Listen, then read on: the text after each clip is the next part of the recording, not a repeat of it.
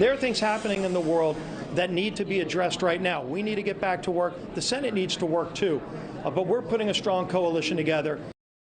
No clear frontrunner is emerging since House Republicans met to discuss who will be the next Speaker of the House. Congressman Steve Scalise and Congressman Jim Jordan trying to shore up support Tuesday night. A vote could come today. We'll keep our fingers crossed. A former House Speaker Kevin McCarthy sticking to his decision not to run again. Editor-in-Chief of The Hill, Bob Cusack, is here. Good morning to you, Bob. Good morning, Adrienne. So will it most certainly be either Jordan or Scalise, or like much of the past few days, weeks, years, we might be surprised by a wild card? Certainly, I think expect the unexpected. The chances are it is going to be Scalise or Jordan, but remember, they've got to get to 217 votes on the House floor at some point, and that's going to be very difficult. So there are a lot of other names floating. I mean, some have said maybe the interim speaker, Patrick McHenry, could stay on, but he would also have to get 217 votes to remove that interim tag. So the House Republicans have a lot of work to do to get a speaker. Especially with those 8 Republicans who chose to oust McCarthy and the power that they wield at this time. The LA Times reporting this morning on Jim Jordan's chances being threatened because of this sex abuse investigation at Ohio State from like the 80s. Because Jordan was an assistant wrestling coach, and now some people are saying he knew what was going on. Is this a stretch?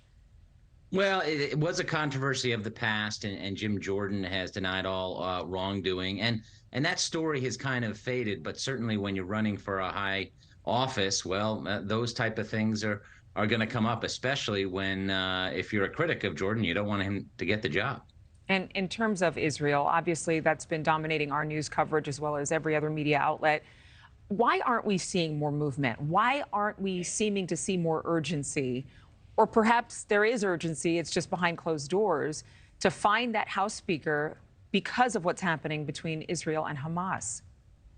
Well, that is an incentive, I think, for most House Republicans. They say we need to act on Israel. The Senate is out this week, but they need to get a speaker this week, or it's going to be awfully embarrassing. And Senate Republicans are signaling they would be astounded if there is not a speaker this week. So the question, Adrienne, is what if they can't get to 217 votes by today or tomorrow? Do they go home again?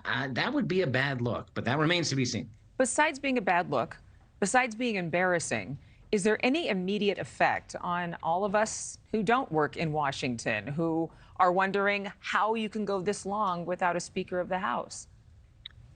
Practically, no. I mean, some conservatives think, well, the less Congress does, the better. But overall, this is something that if we're going to help Israel in any way, we've got to have a speaker. Bob Cusack, thank you very much for being here. Thank you for watching. Go to newsnationnow.com to find NewsNation on your television provider. And don't forget to click the red subscribe button below to get more of NewsNation's fact-driven, unbiased coverage.